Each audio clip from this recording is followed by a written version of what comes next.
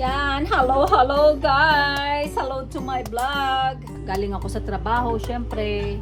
Trabaho is life natin dito sa sa US, dito sa Hawaii. Kailangan magtrabaho guys, kaya guys ako kasi yung tao guys na di baling mahirapan ako. Basta nakikita ko yung pamilya ko masaya. Okay lang.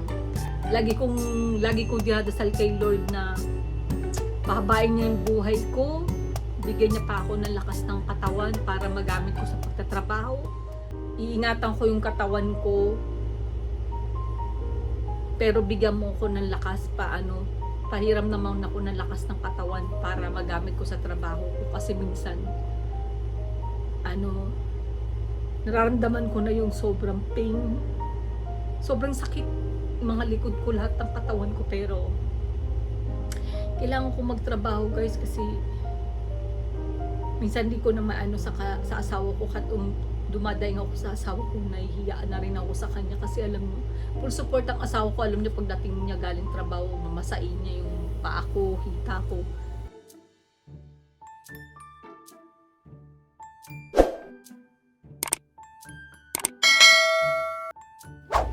Yan, hello guys! Hello to my vlog! Ang init. Kadarating ko lang, galing sa trabaho, naglakad tayo, time check tayo. Ngayon is 5 o'clock na dito guys. Kung daw nagkakamali, 5:09 ng hapon.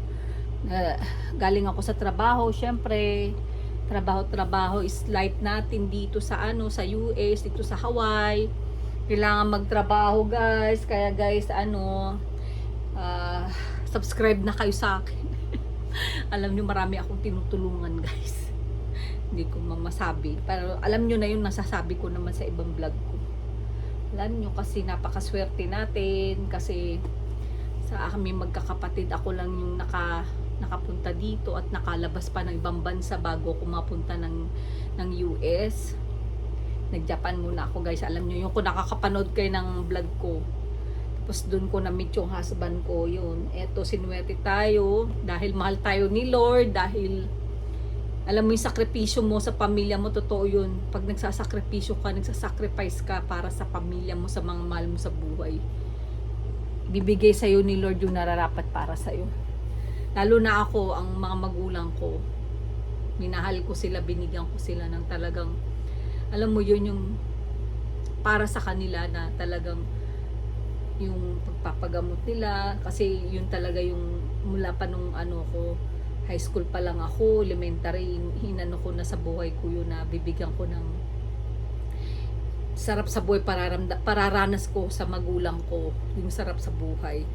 Awa ng Diyos guys, naparanas ko naman sa mga magulang ko yun hanggang sa huling hininga nila, naibigay natin sila, nabigay ko sa kanila yung gusto ko, hindi yung gusto nila, gusto ko na mailagay ko sila sa magandang lugar. Yun guys, talagang ako kasi yung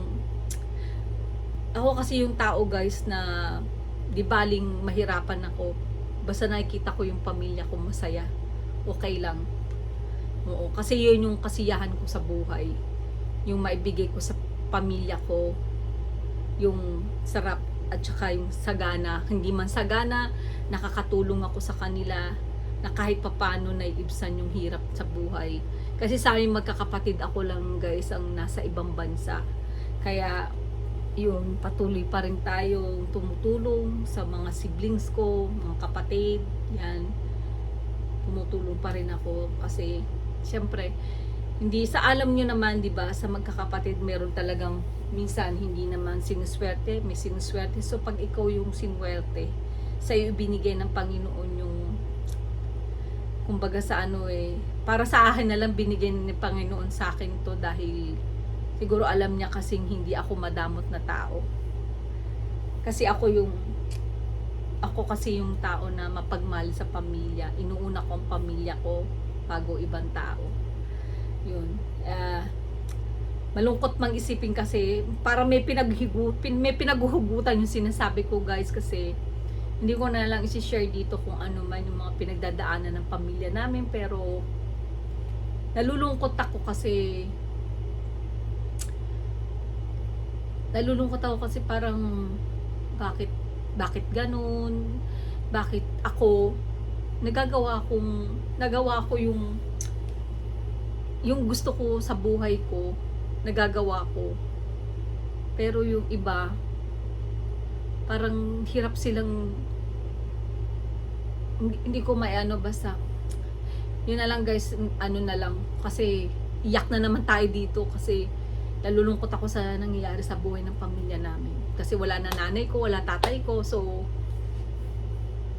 wala nang ano, sabihin na lang natin sa akin na lang kumakapit ang mga kapatid ko, ako na lang kinakapitan nila, lalo na pinansyal na problema ako, kaya lagi kong dinadasal kay Lord na pahabain niya yung buhay ko, bigyan niya pa ako ng lakas ng katawan para magamit ko sa pagtatrabaho.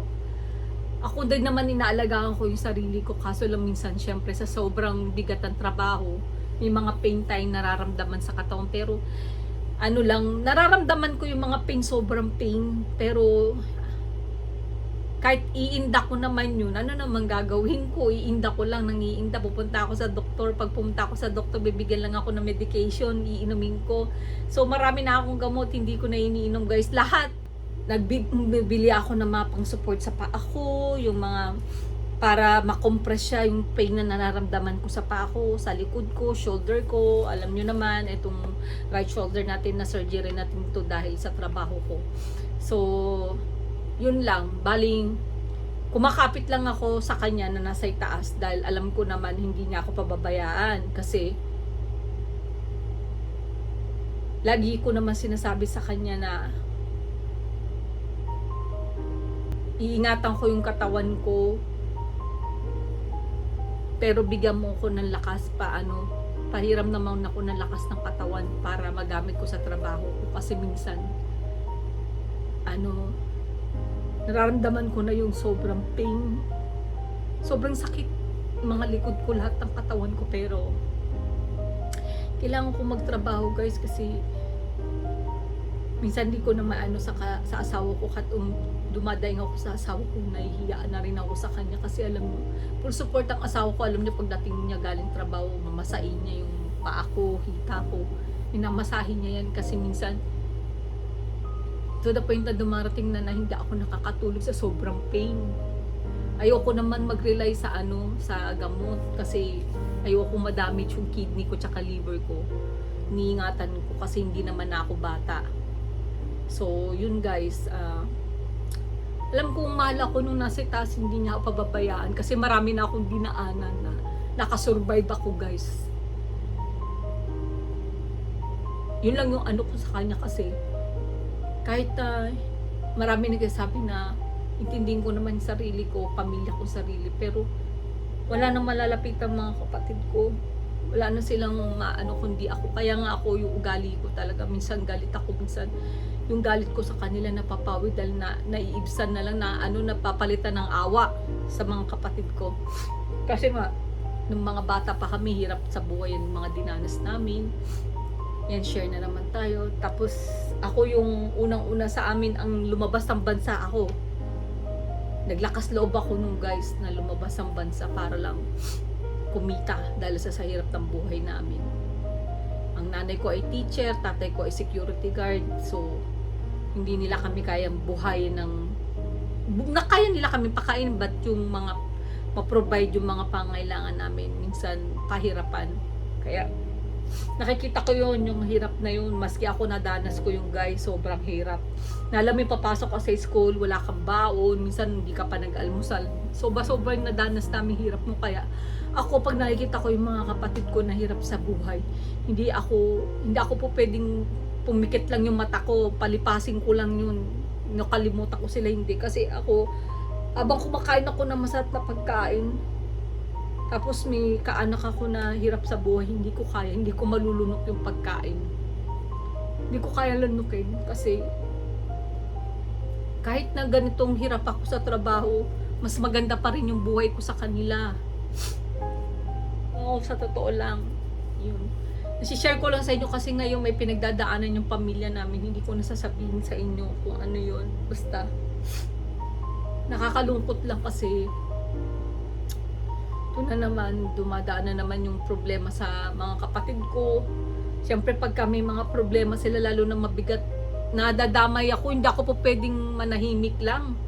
Alam niyo yun, ako yung naitutulong ko sa kanila financial. Wala kasi ako doon, ako yung gumagastos, yung ano yung mga kailangan, ganun. Kaya, ewan ko Lord, sometimes parang sabi ko, dapat pa ako mapagod. Kahit na pagod ako, kailangan kong lumaban, kailangan ko pa rin lakasan yung loob ko.